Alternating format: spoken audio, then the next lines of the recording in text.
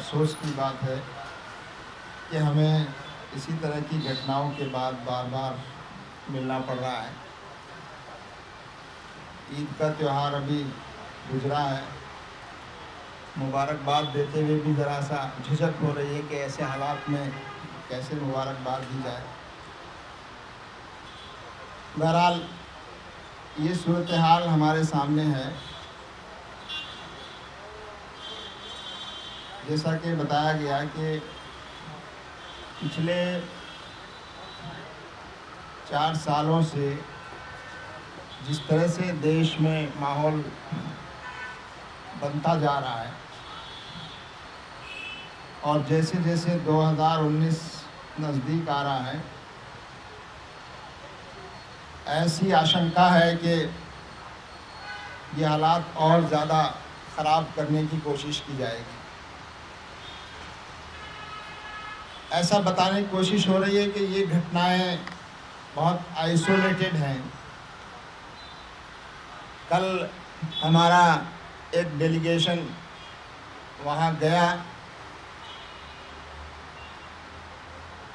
पिलखवा में कासिम जिनकी मौत हो चुकी, जो शहीद हुए इस घटना में, उनके घर पर हम लोग गए।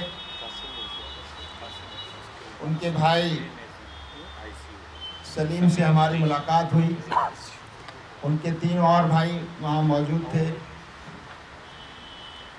उनके बेटे जो अभी बहुत ज़्यादा उम्र नहीं है, उनसे हमारी बात हुई और उनके पड़ोसी जो उस मोहल्ले के रहने वाले थे, उनसे हमने बहुत सी जानकारियाँ लेने की कोशिश की। तो एक बात ये मालूम हुई कि कासिम के बारे में ये बात आम थी कि ये उनका ऐसा कोई वो नहीं था कि उनकी आपस में लोगों से बहुत अच्छे संबंध थे और बहुत अच्छे उनका बर्ताव था लोगों का। और वो जानवर खरीदने बेचने का, बकरियां या भैंसें या दूसरे और जानवर खरीदने बेचने का वो काम बराबर करते थे। जैसा कि बताया गया कि उनके पास किसी का फ़ोन आया या किसी की सूचना आई और वो फ़ौरन तकरीबन 11:30 बजे सुना है वो घर से निकले ये कहकर के मैं कहीं जा रहा हूँ और कहीं जानवरों की खरीदने के बारे में कहीं से सूचना मिली है।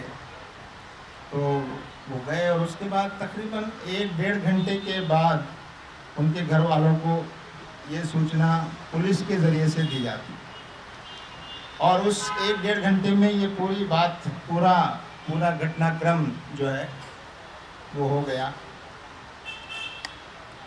हम लोग अस्पताल गए।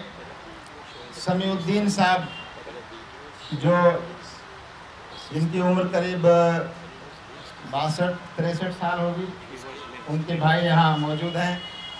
कासिम को जब मारते हुए इन्होंने देखा, समीउद्दीन साहब ने, ये खेत में काम कर रहे थे, तो ये वहाँ पहुँचे और उन्होंने उनको समझाया, भाई आप क्यों आपस में क्यों इनको मार रहे हैं, और कुछ इंटरवीन करने की कोशिश की। तो वो लोग इन पर भी टूट पड़े और बहुत बुरी तरह से उनको मारा गया। शरीर का कोई हिस्सा ऐसा नहीं है जहां उनको चोट नहीं लगी। वो बेहोश हो गए, गिर गए, उसके बावजूद भी उनको मारा जाता रहा और घसीटा गया। एक और बात उन्होंने बताई जो बहुत ही आश्चर्य की बात है कि कुछ लोगों ने 100 नंबर को फ़ोन किया पुलिस को। पुलिस की गाड़ी सुना वहाँ आई, शायद उसमें कम लोग रहे होंगे। उन हमलावरों ने उन पुलिस वालों पर भी अटैक किया और उनको वापस जाना पड़ा उस वक्त। और उसके बाद ज़्यादा पुलिस के साथ वो करीब आधा घंटे के बाद जब दोबारा लौटे तो इस दरमियान इनको बहुत बुरी तरह से घसीटा गया, मारा गया, क्या नहीं किया गया।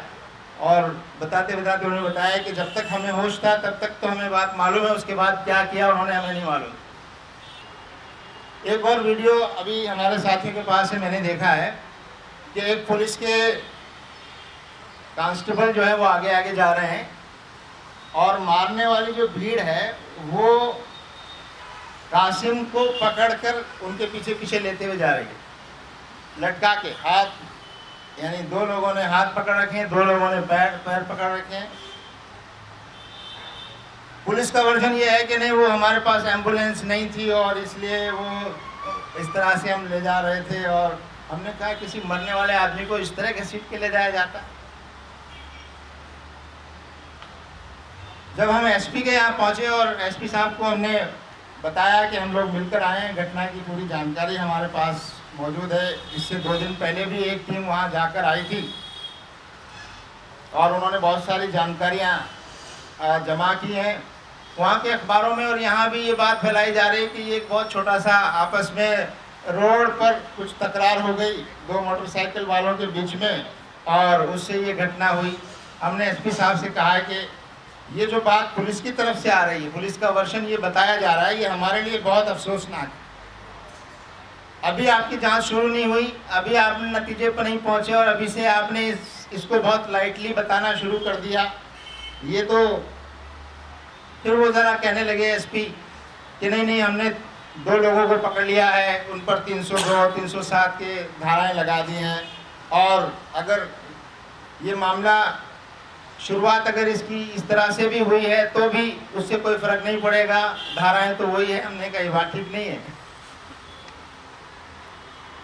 और हमने कहा कि ऐसे वीडियो मौजूद हैं जिसमें और कई लोगों की तस्वीरें मौजूद हैं, फ़ोटो मौजूद हैं, आप उन लोगों को क्यों नहीं पकड़ रहे हैं?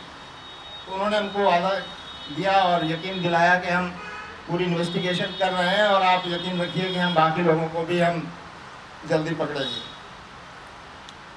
कुछ लोगों से पूछने पर बताया कि वीडियो में जो लोग नज़र आ रहे हैं उसमें से 1-2 लोग ऐसे हैं जो बीजेपी के पदाधिकारी हैं उस इलाके के, या जिम्मेदार हैं, जानते हैं लोग ये बीजेपी के। उनका नाम भी बताया, मुझे इस वक्त नाम याद नहीं है। और दूसरी जो बात अफसोस की है वो ये है कि एफआईआर जो लिखी गई बहुत हल्के से लिखी गई और उसको बहुत हल्का मामला बनाकर पेश किया गया। तो हमने एसपी साहब से कहा है कि ये एफआईआर ठीक से लिखी जानी चाहिए, जो विक्टिम्स हैं उनके बयान होने चाहिए, उनके लोगों के जो, और ख़ासतौर से समीउद्दीन के बयान की बुनियाद पर दोबारा से एफआईआर ठीक से लिखी जानी चाहिए। और वो बहुत से लोगों के नाम भी बता सकते हैं, बहुत से लोगों को वो पहचानते भी हैं।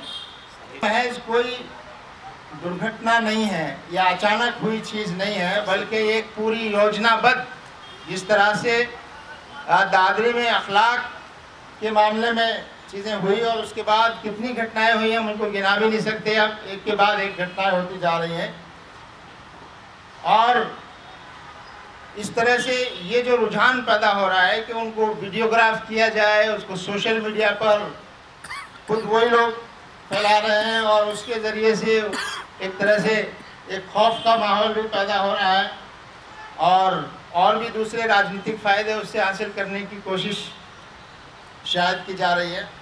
तो ये जो अराजकता की स्थितियाँ इस देश में पैदा होती जा रही हैं, और अगर ये बात कही जाए तो गलत नहीं होगा कि 2019 के लोकसभा चुनावों को सामने रखते हुए बाकायदा इस तरह की घटनाएं योजनाबद्ध तरीके से कराई जा रही ताकि देश में एक ख़ास किस्म का भय का माहौल, एक खौफ का माहौल और एक समुदाय विशेष के खिलाफ नफरत का माहौल, जिसे राष्ट्रवाद या नेशनलिज्म का जो है चोला पहनाने की कोशिश हो रही है और इन गुंडा और अपराधी तत्वों को एक तरह से महिमा मंडित किया जा रहा है। उनको एक नेशनलिस्ट और देशभक्त के रूप में पेश किया जा रहा है। ये इस देश के लिए बहुत ज़्यादा ख़तरनाक है। मामला ये नहीं है कि ये हमले मुस्लिम समुदाय के लोगों पर गाय के नाम पर हो रहे हैं, इससे पहले दलितों पर भी होते रहे हैं और अभी भी हो रहे हैं जगह जगह घटनाएं। अभी महाराष्ट्र में 2 दलित बच्चों को एक कुएं में नहाने की बुनियाद पर किस तरह से उनको बरहना नंगा करके जिस तरह से उनको मारा पीटा गया और घुमाया गया वो आपके सामने है। उससे पहले और भी कई घटनाएं, यहाँ मौका नहीं है, तो मैं इसी के साथ अपनी बात को समाप्त करना चाहता हूँ।